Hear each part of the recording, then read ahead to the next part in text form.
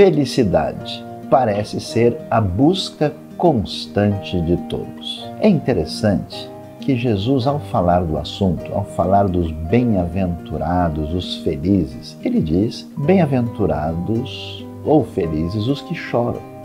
Parece uma contradição, mas a verdadeira felicidade não depende de elementos externos, não depende da avaliação de outros, é algo profundo que começa dentro da gente. Essa felicidade começa com a santa insatisfação com você mesmo. Quando você percebe a sua limitação, a sua fragilidade, os seus pecados diante de Deus e adquire uma nova sede de ver um mundo melhor. Só é feliz quem adquire a felicidade que vem do reino, que vem de dentro.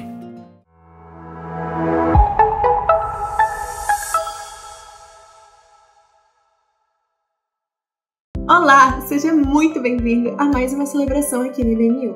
Que juntos agora a gente possa louvar ao Senhor, meditar na palavra e também apresentar aquelas coisas que nos trazem muita alegria e também aquelas coisas que nos deixam preocupados. Que a gente possa render tudo isso em oração ao Senhor. Então vamos lá para mais um momento de comunhão?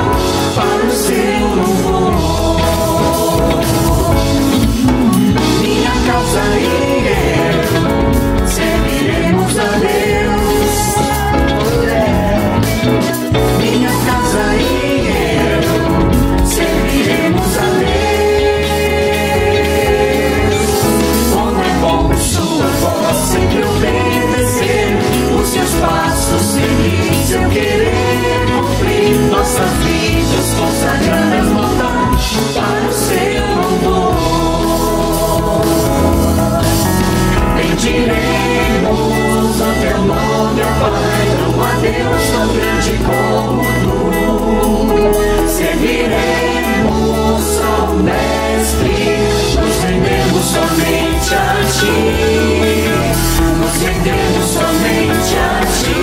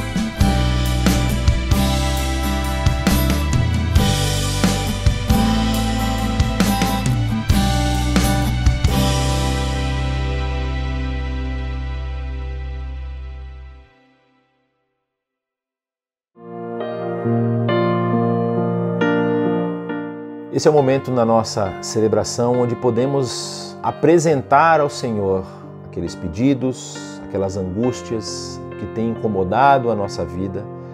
E muitas vezes a gente não fala sobre isso, mas nós devemos também ser gratos ao Senhor, apresentar a Ele o nosso desejo de agradecer, a nossa gratidão por aquilo que o Senhor tem feito em nosso favor. Então, se você nesse momento tem alguma coisa que está pesando no seu coração, pode ser por motivo de doença, pode ser um problema de relacionamento, talvez até uma questão financeira, ou se você tem algo a agradecer, ore comigo nesse momento, colocando todas essas coisas diante do Senhor.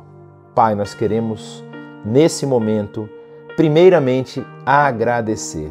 Agradecer porque estamos aqui, agradecer porque nesse dia o Senhor renovou a sua misericórdia sobre nós, essa misericórdia que não é requentada, não vem de um dia, mas ela se renova a cada manhã. Ó Pai, te agradecemos muito porque nós somos grandemente abençoados em vários momentos da nossa vida, muitas vezes nem percebemos. E o Senhor tem caminhado conosco, o Senhor tem nos conduzido e tem nos dado a oportunidade de repensar as nossas ações, as nossas atividades para que elas expressem um louvor a Ti, que elas sejam realmente aquilo que glorifica o Teu nome em tudo que nós fazemos. Mas nesse momento, Senhor, também queremos colocar diante de Ti as nossas petições, as nossas angústias, suplicar que o Senhor traga, ó Pai, uma solução que nós muitas vezes não estamos vendo. Seja naquele momento, naquela situação em que esperamos uma resposta da justiça, seja no momento em que os nossos relacionamentos estão fragilizados por questões de brigas internas, de discussões, seja, Senhor, por problemas de saúde que temos enfrentado. Ó Pai, que a Tua mão de poder possa agir em nosso favor. Nós cremos que o Senhor tem poder para resolver e restaurar todas as coisas e o prometeu fazer no fim dos tempos. Mas, ó Pai, que o Teu reino também seja manifesto em nossa vida nesse momento agora. É isso que nós te pedimos, orando no nome do Teu Filho amado, Jesus Cristo. Amém e amém.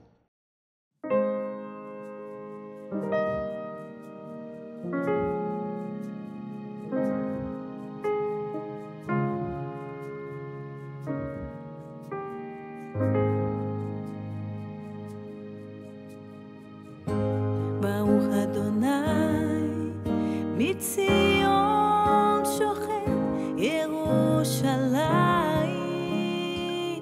הללויה. ברוך אדוני, מציון שוכן ירושלים, הללויה. אדוני שמך לעולם, אדוני זכרך לדור ודור, o teu nome para sempre será conhecido por todas as gerações.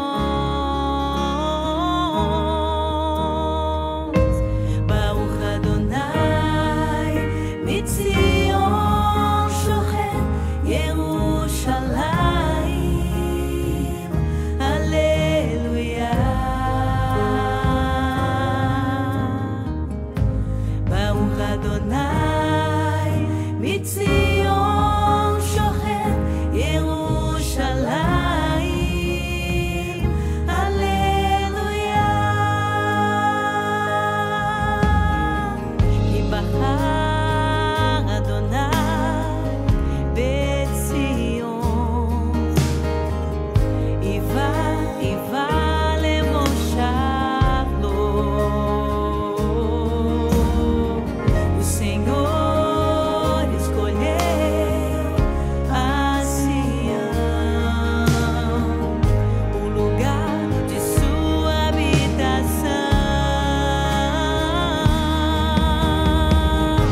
bendito é o Senhor que habita em Jerusalém,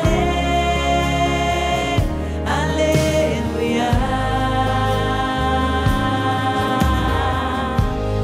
Bendito o Senhor que habita em Jerusalém.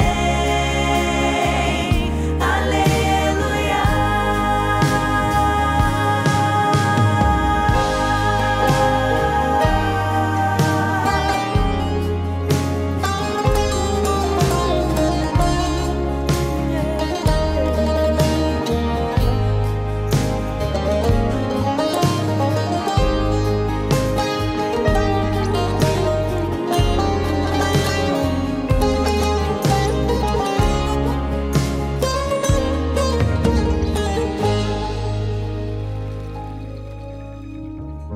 זאת מנוחתי עד אהיה, פה אשב קיוויתי. Este é o meu lugar de descanso, meu trono firmado aqui está. Baruch Adonai, Mitzion shohet Yerushalayim. Aleluia.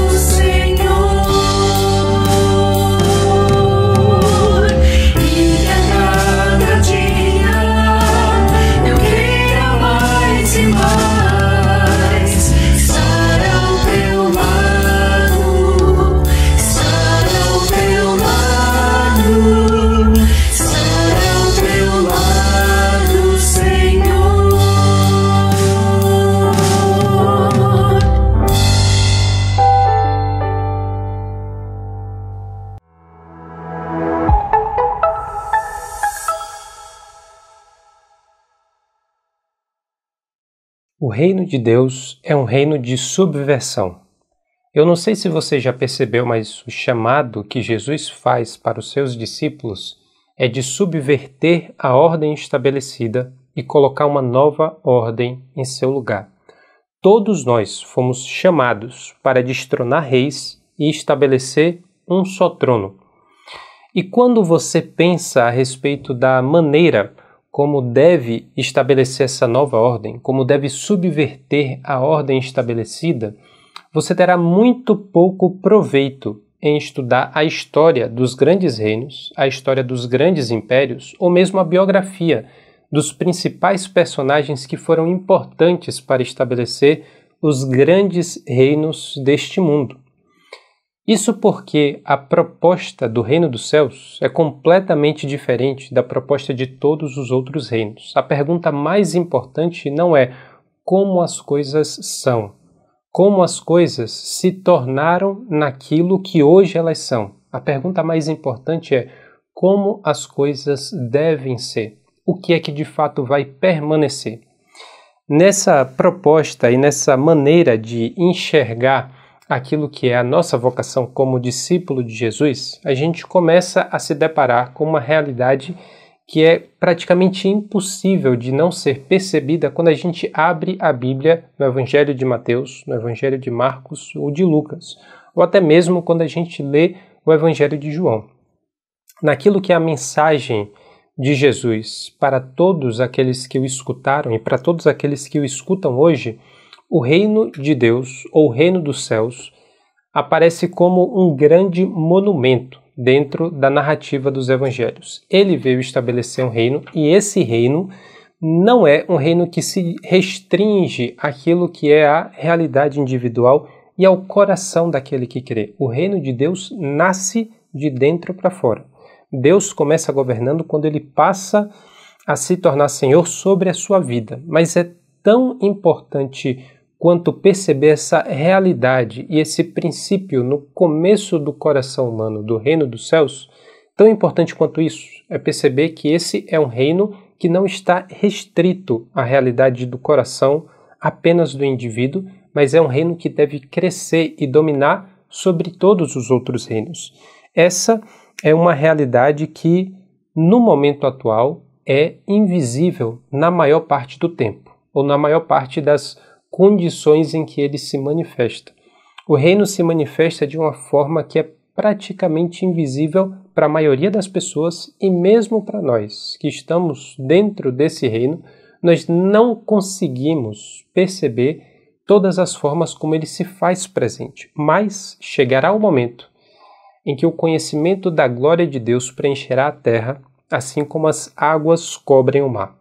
Chegará um momento em que esse reino não só será visível, não só será perceptível, mas será perceptível para todas as pessoas. E não só isso, esse será o único reino que vai prevalecer e que vai permanecer por toda a eternidade.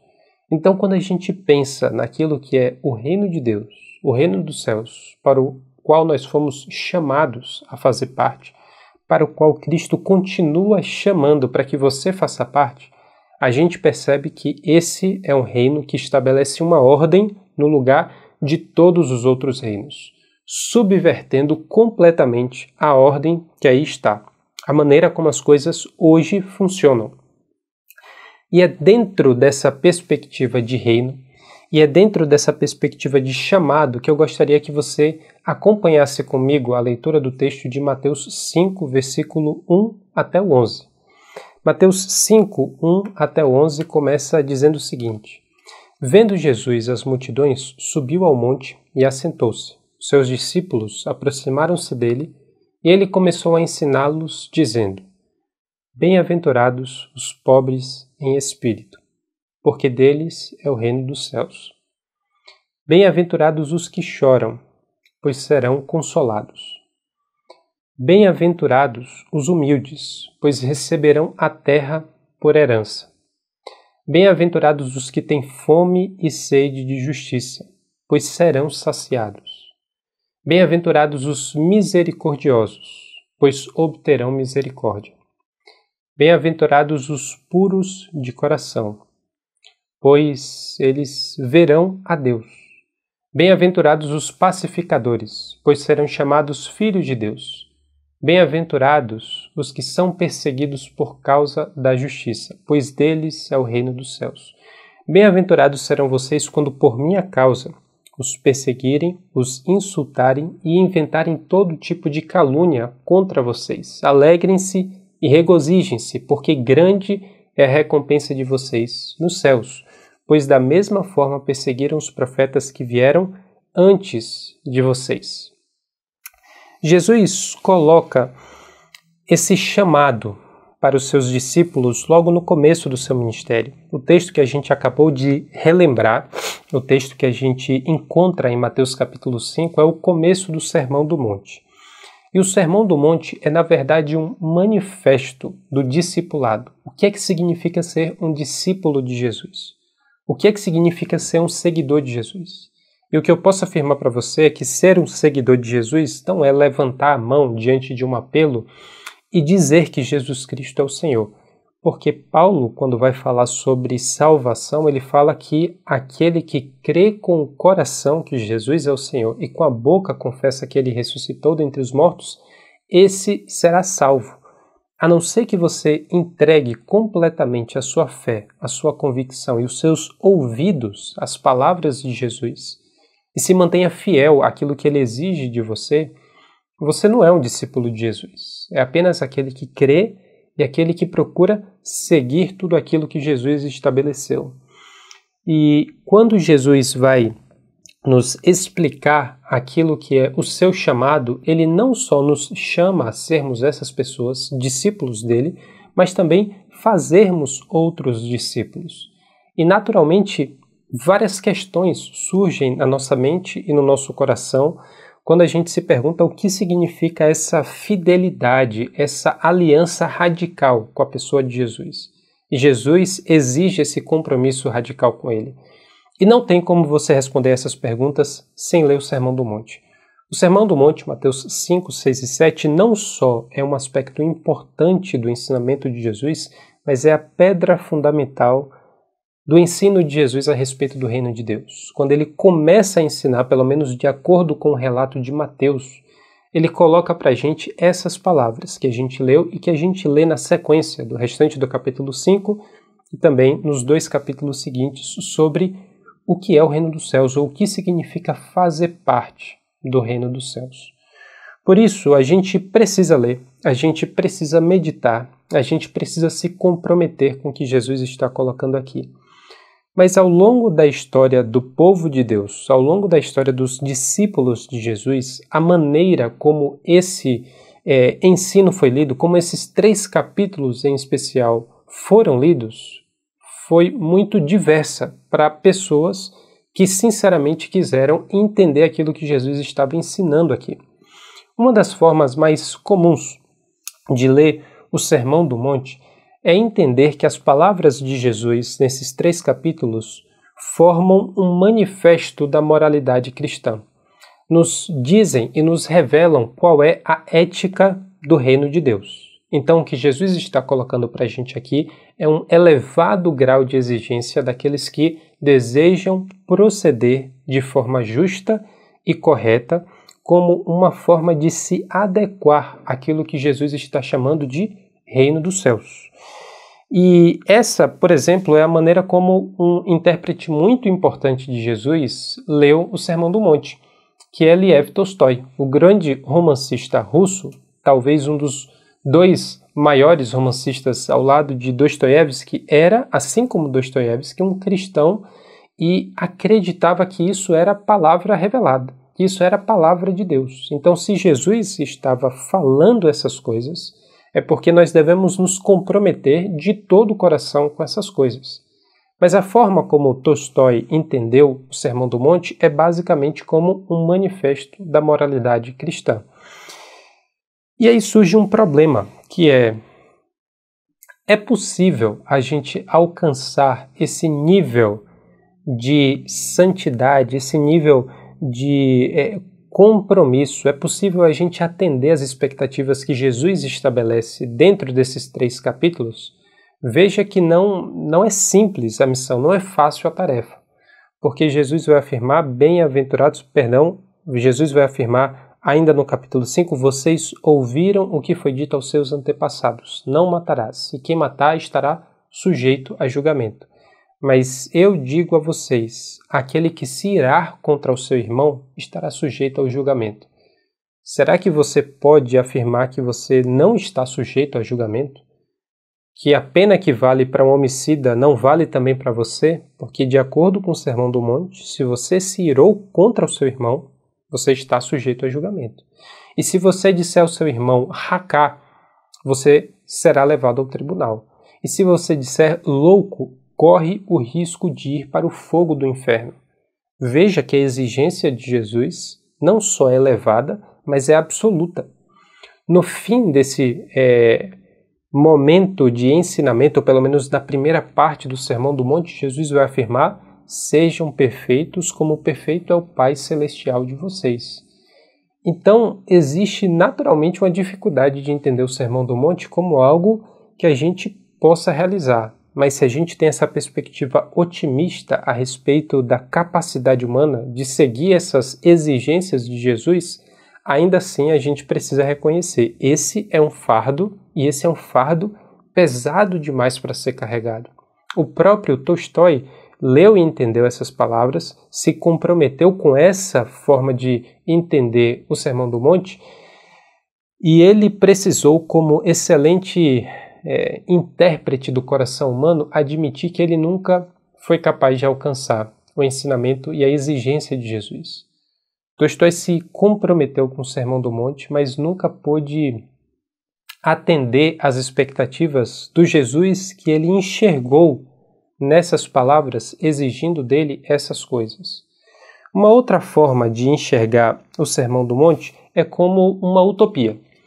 O Sermão do Monte nunca vai ser plenamente alcançado por nenhum homem, por nenhuma mulher, mesmo que sinceramente acredite que consiga fazer isso, mas para essas pessoas não há um otimismo em relação à natureza humana que os permita crer que de fato é possível realizar todas essas coisas. Só que ainda assim o Sermão do Monte é fundamental porque é o alvo que deve ser perseguido. É a direção na qual a gente deve caminhar. Nós nunca vamos alcançar, mas ele tem a função de não permitir que a gente se desvie completamente desse caminho. Então o Sermão do Monte é uma utopia. Qual é o problema com essa leitura? É que Jesus não parece estar falando essas coisas apenas do ponto de vista figurativo e apenas do ponto de vista da direção geral que os seus discípulos deveriam seguir. Exceto por algumas figuras de linguagem óbvias, como por exemplo, se o seu olho direito o faz pecar, arranque-o e lance-o fora, pois é melhor perder uma parte do seu corpo do que ir todo ele para o inferno. É claro que Jesus está usando uma figura de linguagem nesse momento do seu ensinamento, mas de forma geral, quando ele fala que ele ordena e espera que os seus discípulos sejam perfeitos como perfeito é o Pai Celestial de vocês, o que ele quer dizer é que ele espera que os seus discípulos de fato sejam plenamente perfeitos, assim como o Pai é perfeito. Então, a gente não tem condições de atribuir às palavras de Jesus a função de uma utopia. Essas coisas parecem ter sido ditas por Jesus para serem seguidas na forma como elas se apresentam. Existe uma terceira alternativa. Existe uma maneira diferente de ler o Sermão do Monte. O Sermão do Monte é uma forma de vida nova para um novo reino que estava sendo estabelecido a partir de Jesus. O Sermão do Monte é uma nova forma de vida para um novo tipo de reino. O que Jesus está colocando aqui não seria simplesmente uma exigência ética e moral. Não seria simplesmente uma utopia que iria estabelecer o alvo a ser seguido, mas seria a manifestação de um outro tipo de vida que não existia até o momento da vinda de Jesus, até o momento da vida de Jesus. O Sermão do Monte revela para a gente algo que nós não poderíamos saber, nós não poderíamos conhecer e muito menos, nós nunca poderíamos experimentar essa vida que Jesus estava falando se ele primeiro não gerasse essa vida em nosso coração. E isso não é algo novo simplesmente do ponto de vista histórico, do ponto de vista do estabelecimento de uma nova ordem social, uma nova ideologia, uma nova cultura, uma outra escola de pensamento. Não, é algo completamente diferente e completamente novo, porque é uma forma de vida que Jesus estava soprando com a sua capacidade de criador de fazer surgir novas criaturas a partir do seu chamado, a partir do seu ministério, da sua morte e da sua ressurreição. Então, dentro dessa perspectiva, nós temos uma nova forma de vida para um novo tipo de reino. E Jesus chega a um momento de falar coisas que atendem uma expectativa que já era uma expectativa nutrida há muitos anos no meio do povo judeu. O contexto histórico dos ouvintes originais de Jesus, e veja que o Sermão do Monte primeiro foi uma palavra falada e não uma palavra escrita, a fala de Jesus encontrou ouvidos que estavam profundamente necessitados e com uma expectativa muito elevada de libertação. Salvação, essa palavra que a gente encontra em quase todas as páginas do Novo Testamento, era aquilo que eles mais esperavam. Por quê? Porque Deus havia constituído Israel primeiro a partir de um ato de salvação. Deus havia resgatado esse povo do cativeiro em que eles estavam no Egito, levam para o deserto e nesse período de peregrinação Deus dá a lei para o povo, estabelece uma aliança com o povo e aí o povo entra na terra prometida. Existem várias fases diferentes até que chega o período da monarquia. Deus estabelece um reino, primeiro por meio de Saul, e esse reino chega ao seu auge por meio do rei Davi e depois no auge da sua prosperidade com o reino de Salomão. E logo depois, na geração seguinte, nós já temos a divisão do reino de Israel entre o reino do norte, com as 10 tribos, e o reino do sul, principalmente representado pela própria tribo de Judá. Só que essa divisão leva a uma fragmentação e a um enfraquecimento, primeiro do reino do norte, que vem e é levado pelo Império Assírio, e nunca mais o reino do norte se reestabelece enquanto reino. E o reino de Judá depois é levado para o cativeiro por meio da Babilônia. Esse período de cativeiro da Babilônia chega ao fim, mas vários povos pagãos se sucedem nesse processo de estabelecer um reino sobre Israel, ou sobre Judá. O reino de Judá nunca mais é livre até que chega um breve momento de liberdade por meio da revolta dos Macabeus, mas dura pouco, apenas 100 anos, aproximadamente 100 anos. Novamente eles são dominados por outros povos pagãos até que a gente chega no período do Novo Testamento e vê que Roma é o império que está estabelecendo domínio sobre os judeus. Então o que essas pessoas mais esperavam é: quando é que Deus vai trazer libertação? Quando é que Deus vai trazer salvação? Essa palavra que a gente usa continuamente ressoava de forma diferente no ouvido daqueles judeus que sabiam o que era estar preso, o que era estar debaixo de cativeiro, o que era não ter liberdade plena para exercer a sua fé e exercer as suas atividades como um povo que está em aliança com Deus, Criador dos céus e da terra. A expectativa deles era de viver algo muito diferente daquilo que eles estavam vivendo. Aí chega Jesus. Aí chega o Messias, e Jesus apresenta uma mensagem de salvação. A expectativa de que a glória de Deus retornaria para o meio de Israel, e o retorno da glória de Deus seria a glória de Israel, encontra ressonância profunda com a palavra de Jesus que se apresenta como o libertador, o Messias, o enviado de Deus, o ungido por meio de quem Deus traria a tão aguardada e também anunciada e prometida libertação. Não era só o povo que esperava a libertação. Deus tinha anunciado que viria o dia do Senhor, que viria o dia em que Deus novamente estabeleceria a sua presença no meio do seu povo, e isso estabeleceria um reino em Israel, e por meio de Israel todas as nações da terra iriam conhecer Yahvé, e as nações iriam subir a Jerusalém para adorar Yahvé e reconhecer que o único Deus, o Deus de Israel, é o Deus verdadeiro. E Jesus confirma as expectativas. Jesus traz uma mensagem de libertação. Jesus se apresenta como Messias, só que Jesus não tem nada a ver com o tipo de Messias que essas pessoas estavam esperando. Jesus não apresenta uma mensagem de libertação e os meios de libertação que essas pessoas estavam esperando, porque a pergunta delas é: Senhor, já que o Senhor é o Messias, já que o Senhor é o grande libertador enviado pelo próprio Deus vivo, quando é que o Senhor vai enviar os tanques?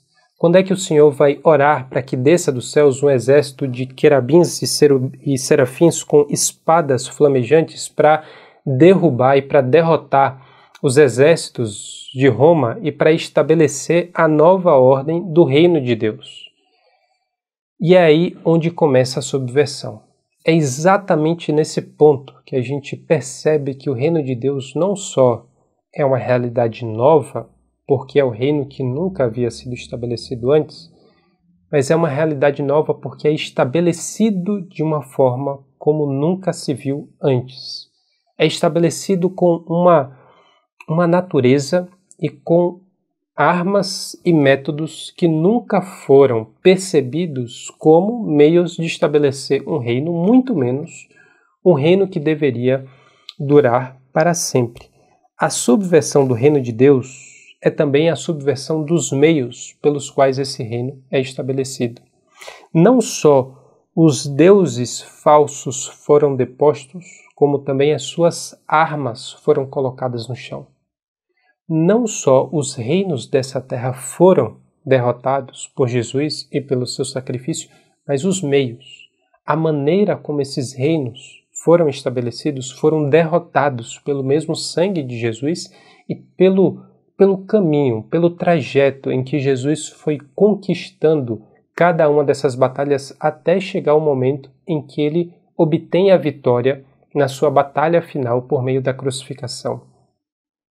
Ao invés de Jesus satisfazer a expectativa daquelas pessoas de enviar os tanques de guerra, quando Jesus convoca o seu exército e envia aqueles que deveriam transformar o mundo, aquele que deveria estabelecer esse reino, quem é que ele manda?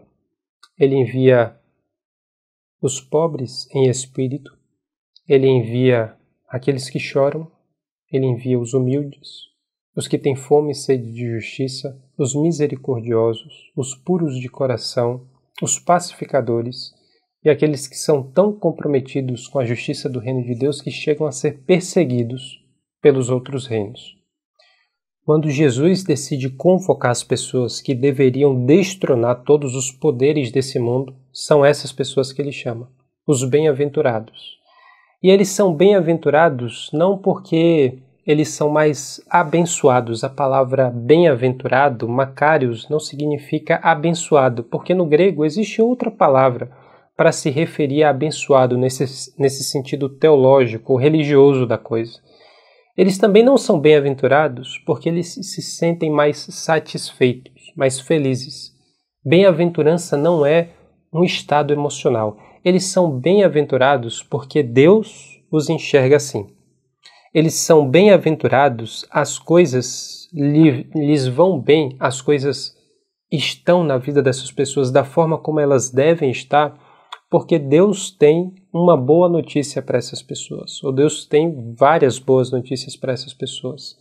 Ele diz que bem-aventurado é o pobre de espírito, porque no reino de Deus a meritocracia não tem lugar.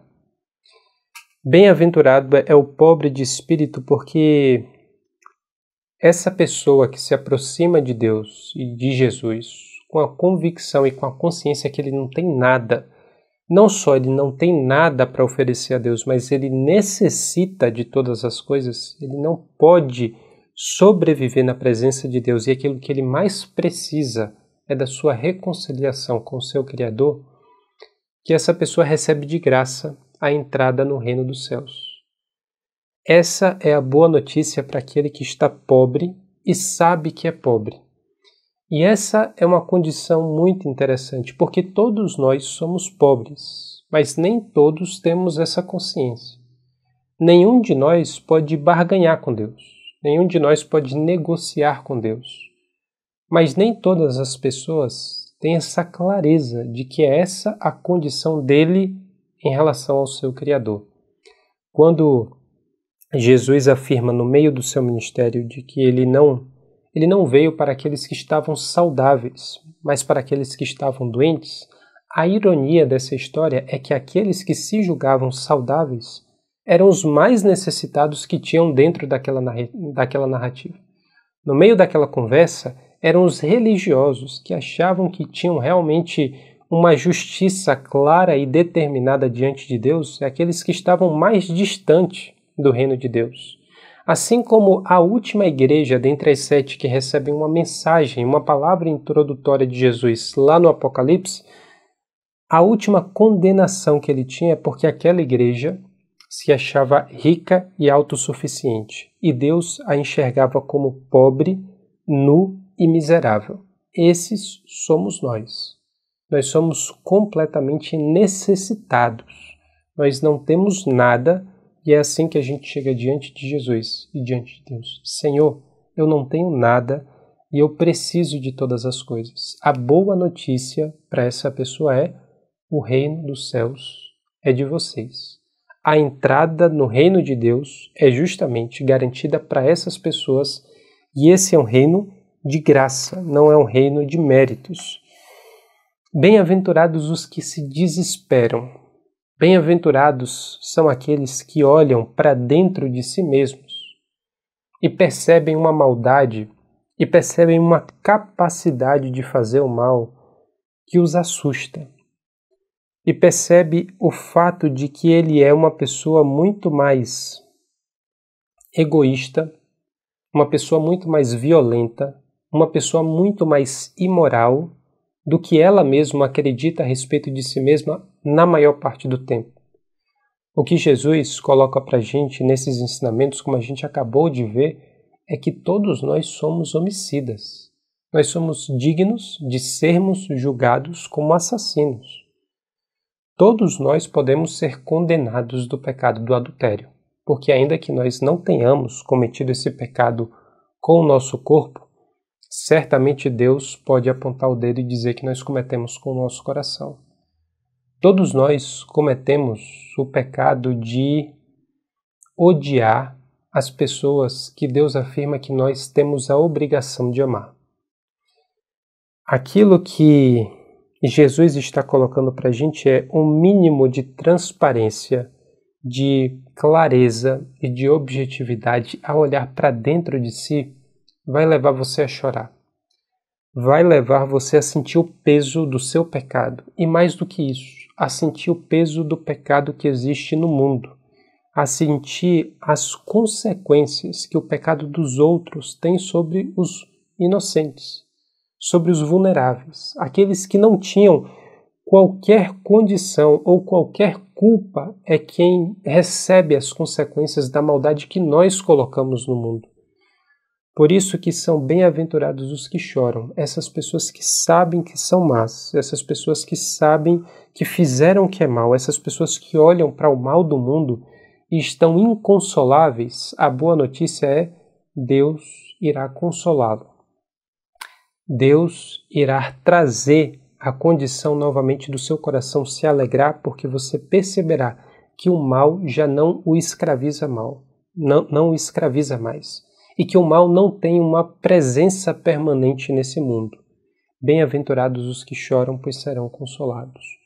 Bem-aventurados também aqueles que não dominam pela força. Essa talvez seja a bem-aventurança que mais surpreende a minha intuição, que mais quebra a minha expectativa. Bem-aventurados os humildes, pois receberão a terra por herança. O que Jesus está nos apresentando é: as pessoas que não dominam pela força acabarão dominando o mundo inteiro. As pessoas que são praus, simples, humildes, as pessoas que sabem que são pobres, as pessoas que choram pela sua própria maldade, mas que receberam o reino de Deus e foram consolados pelo Criador, essas pessoas têm uma outra postura. em relação ao seu próximo, em relação aos desafios e às dificuldades que tem pela frente, inclusive em relação ao seu inimigo. As bem-aventuranças não estão completamente desconectadas, pelo contrário. Bem-aventurados os humildes está diretamente ligado a bem-aventurados os puros de coração, bem-aventurados aqueles que são pacificadores. Essas pessoas sabem que o reino de Deus não se estabelece pela força. E tudo que a gente experimentou no mundo nos indica que domina e vence aquele que tem força, aquele que tem dinheiro, aquele que tem capacidade de convencer, aquele que tem capacidade de manipular as outras pessoas. Não é assim no reino de Deus. No reino de Deus, o caminho do autossacrifício é o caminho do domínio mundial. Essas pessoas vão acabar vencendo todas as barreiras que dinheiro nenhum é capaz de dominar, que força nenhuma é capaz de vencer. Bem-aventurados os humildes, porque eles serão capazes de estabelecer um reino e de superar dificuldades que nenhum outro meio seria capaz de fazer.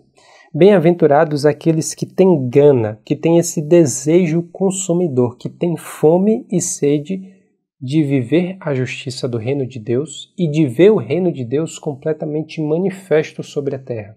Essas são as pessoas que estão tão comprometidas com aquilo que Jesus coloca e estabelece, que elas receberão exatamente aquilo que elas desejam. No tempo presente, o que lhes resta na maior parte do tempo é frustração.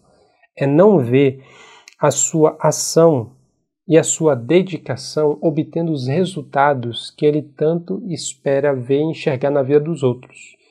A forma da justiça do reino de Deus muitas vezes é sobreposta e é dominada pelas justiças do reino desse mundo. Mas Jesus faz essa afirmação de uma forma muito clara e categórica. Bem-aventurados os que têm fome e sede de justiça, os que querem viver a justiça do reino de Deus e querem ver o reino de Deus estabelecido sobre a terra, porque serão saciados. Essas coisas vão acontecer. E quando a gente olha para essas 4 primeiras bem-aventuranças, a gente percebe que o começo do ensino de Jesus nos mostra que esse é um reino de graça.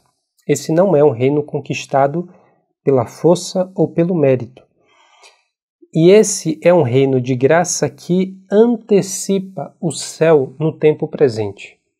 A forma como Mateus se refere a esse reino é diferente da forma como Marcos e Lucas se referem. Lá o reino é reino de Deus, aqui é reino dos céus. Por que isso é tão importante? Porque no meio da oração do Pai Nosso, a nossa súplica a Deus é que Ele faça sobre a terra assim como já é nos céus. Que o teu reino venha sobre a terra assim como ele já está estabelecido no céu. O nosso chamado ao estabelecer essa nova forma de vida é antecipar aquilo que já é uma realidade no céu, no tempo presente, sobre a terra, na vida que nós já recebemos agora. Essa é uma nova vida para um novo mundo e por isso que a gente vive uma tensão, um desconforto. É por isso que a gente vive um certo desassossego quando a gente começa a fazer parte do reino de Deus. Porque a gente sabe para onde a gente está caminhando, a gente sabe aquilo que a gente espera, a gente sabe aquilo que vai permanecer eternamente. Mas não é isso que acontece no tempo presente, nem no mundo, nem dentro do nosso próprio coração, dentro da nossa própria realidade individual. Nós já vivemos pelo Espírito. Nós já fomos selados com o Espírito Santo, mas nós não fomos plenamente aperfeiçoados. Essa é a frustração de Tolstói. É de ler e se comprometer com as palavras de Jesus, mas chegar à conclusão toda vez que ele olha para si mesmo que ele não chegou lá. Que ele não consegue ser completamente fiel à exigência de Jesus e ao compromisso que ele fez, porque ele ainda enxerga imperfeição, ele ainda enxerga maldade, ele ainda enxerga pecado. Essa é a tensão que a gente vive no tempo presente. Nós somos guiados e orientados pelo Espírito, mas nós ainda não fomos plenamente aperfeiçoados. Nós sabemos que seremos perfeitos como perfeito é o Pai Celestial, e tudo o que vale a pena viver no tempo presente e na vida presente é a semelhança, é a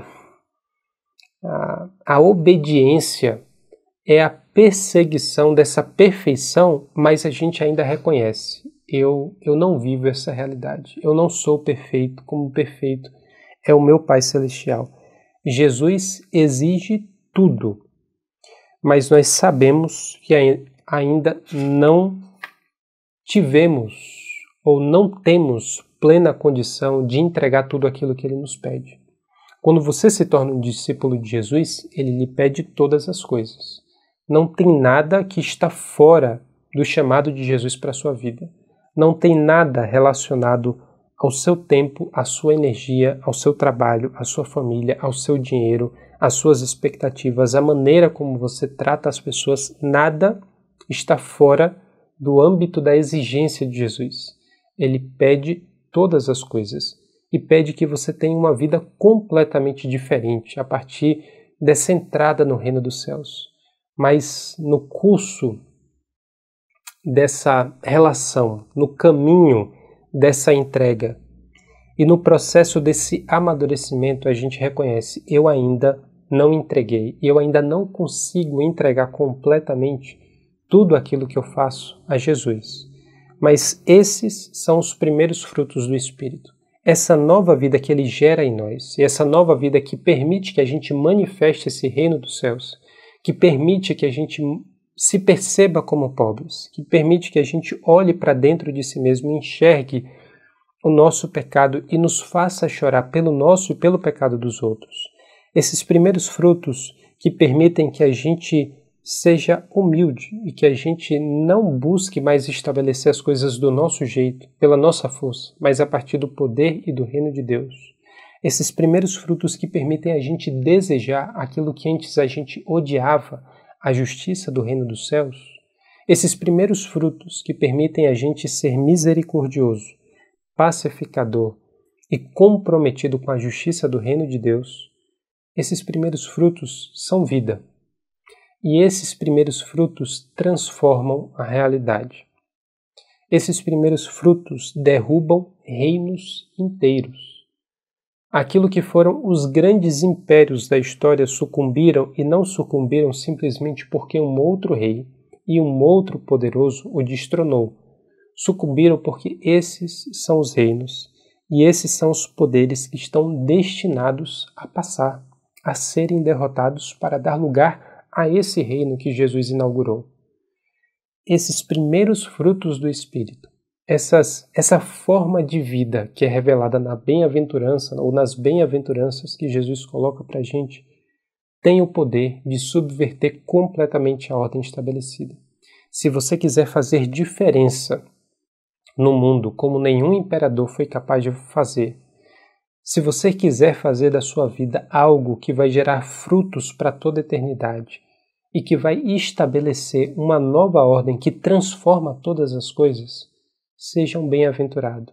Seja essa pessoa que Jesus está convocando você para ser e para se reconhecer dentro do reino de Deus. É isso que você é. É isso que você precisa ser. É isso que Jesus nos chama como discípulos dele para fazer no tempo presente. Nós somos chamados para derrotar completamente os reinos e os meios dos reinos dessa terra e estabelecer um novo reino e uma nova ordem.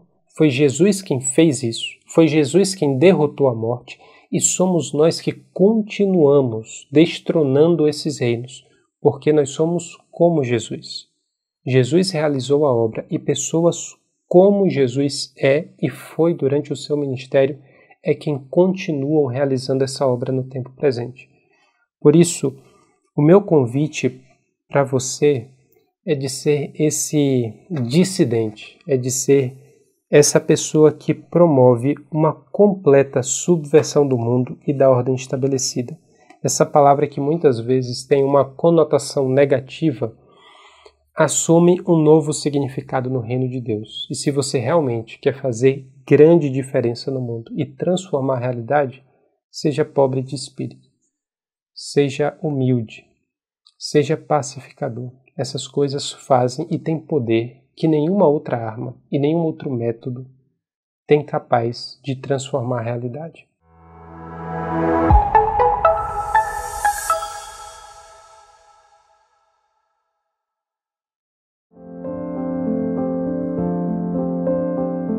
Parabéns, IBNU, 18 anos, uau, a IBNU chegou à maioridade, eu me lembro ainda, em 2007, quando nascia a nossa comunidade de fé. Uma comunidade que se define como uma comunidade saudável para um mundo melhor e que pretende ser composta de gente que gosta de gente que segue a Jesus, focada na missão, focada no reino de Deus, entendendo a necessidade da missão e que amar a Deus e amar ao próximo como a si mesmo é referência para a nossa vida. Mas pessoal, olha que coisa, né? Eu me lembro, a gente começou aqui na cidade de São Paulo, um grupo pequeno, algumas pessoas de umas 4, 5 famílias, ali no WTC, no World Trade Center de São Paulo, ficamos um bom tempo ali, depois mudamos de endereço, acabamos indo lá para o Clube Transatlântico, ficamos muito tempo ali, também na Zona Sul de São Paulo. Depois usamos também o espaço Transamérica e finalmente nós, depois de termos uma outra temporada no WTC também e nesses períodos mais difíceis pós-pandemia, chegamos ao nosso espaço, hoje espaço IBNU, que fica ali pertinho de Congonhas. E com a graça de Deus usamos o espaço do BTG, usamos a igreja chinesa Washington, usamos assim espaços variados. A gente agradece a Deus e olha, aquele grupo pequeno de pessoas cresceu e hoje a IBNU tem uma história que abençoou milhares de pessoas que foram membros, são membros e que têm sintonia conosco. Temos hoje gente, principalmente na cidade de São Paulo, mas membros e pessoas amigas em tudo quanto é lugar no Brasil, como também em outros continentes, como África, Europa, nas Américas, na Ásia, particularmente no Japão e em vários lugares do mundo. E eu agradeço a Deus por tantas pessoas envolvidas nas dezenas de projetos que têm a ver com o cuidado da comunidade, com as diferentes faixas etárias e ministérios internos, com projetos que têm um perfil de abençoar as pessoas na área de saúde, na área de proteção, na área de ensino bíblico aprofundado, na área de missão humanitária, na área de diversas atividades que temos desenvolvido pela graça de Deus. Então, nessa data tão especial, aí, com essa trajetória, você vai poder ter oportunidade de dar uma olhada aqui nos nossos principais ministérios e projetos e nas pessoas que têm sido esse canal de bênção da IBNU, que já deu origem a várias igrejas na sua trajetória, inclusive no exterior, como na Flórida, nos Estados Unidos. Hoje, aqui a gente pergunta, o que a gente faz, Saião, no dia do aniversário da IBNU? Bom, pessoal, é muito simples, é hora de presente. A IBNU, oh, que caneca bonita, né? Vamos ver, acho que tem um presente aqui, deixa eu ver se tem um presente. Opa, presente da IBNU, olha, achei um presente, não sei se é bom. Deixa eu ver o que tem aqui. Olha só, isso aqui é o isopo, que foi trazido lá da Galileia, da terra de Israel. Que beleza, o isopo que aparece na Bíblia, que lembra do perdão que Deus dá lá no Salmo 51, quando Davi fala para ser purificado com isopo, que lembra desse perdão também em Hebreus 9:19, que acompanha, de acordo com João 19, o momento da paixão de Cristo Jesus na cruz, quando ele morre por nós. Então eu vou fazer um pedido a você, você que tem sido abençoado, você que faz parte, você que está sintonizado, você que apoia, nessa data especial, quando a IBNU completa 18 anos, mande o seu presente para a IBNU. Mande o seu presente, a sua oferta, a Sua gratidão pessoal, se de alguma maneira a mensagem, o ensino, a ministração, a atividade, algo que veio dessa comunidade de fé abençoa a sua vida e você se sente feliz, nós pedimos que você envie o seu presente, que certamente vai ser utilizado para a ampliação do reino de Deus, para o cumprimento da missão e para abençoar diversas atividades humanitárias, missionárias, educativas, ligadas à pregação e ao ensino da palavra de Deus. Então, muita gratidão, Deus seja louvado e para todos, a nossa grande gratidão aí, parabéns IBNU. Ela continue sendo esse grupo, essa comunidade de pessoas, essa comunidade saudável para um mundo melhor e que procurem sempre ser gente que gosta de gente e segue a Jesus.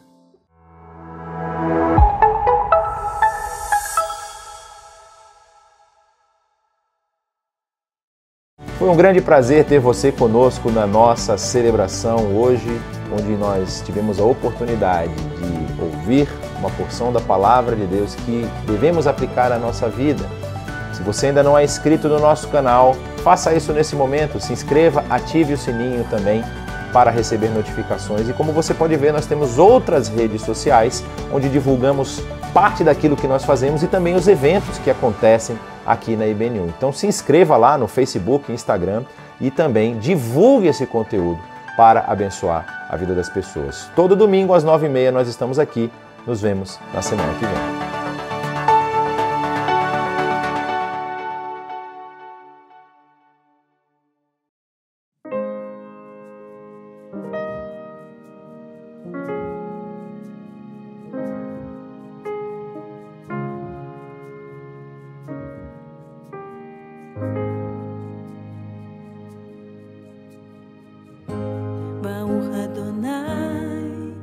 מציון שוכן ירושלים,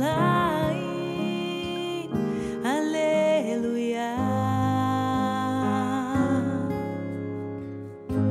ברוך אדוני מציון שוכן ירושלים,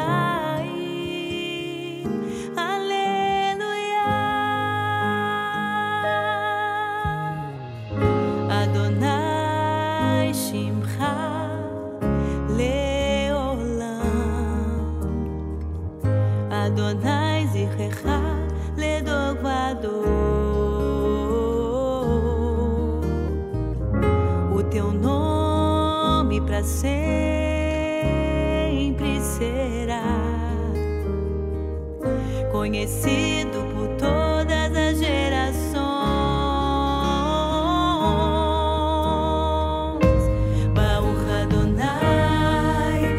ציון שוכן ירושלים, הללויה. ברוך אדוני מציון שוכן ירושלים, הללויה. יבחר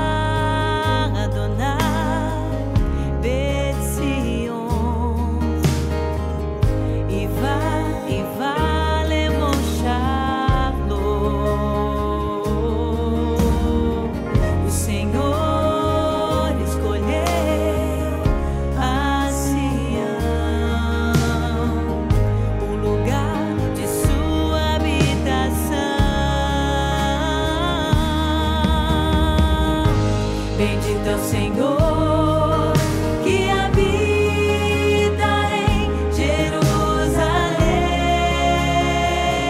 aleluia.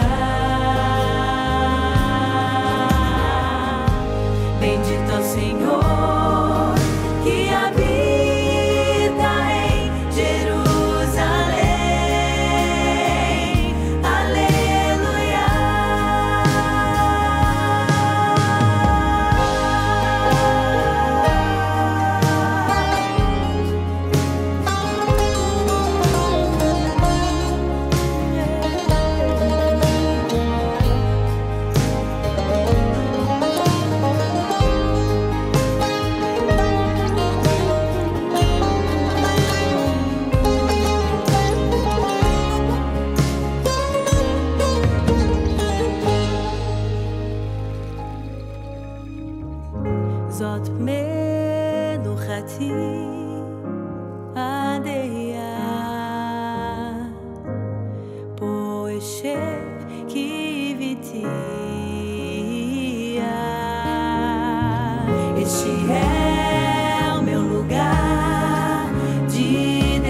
descanso. Meu trono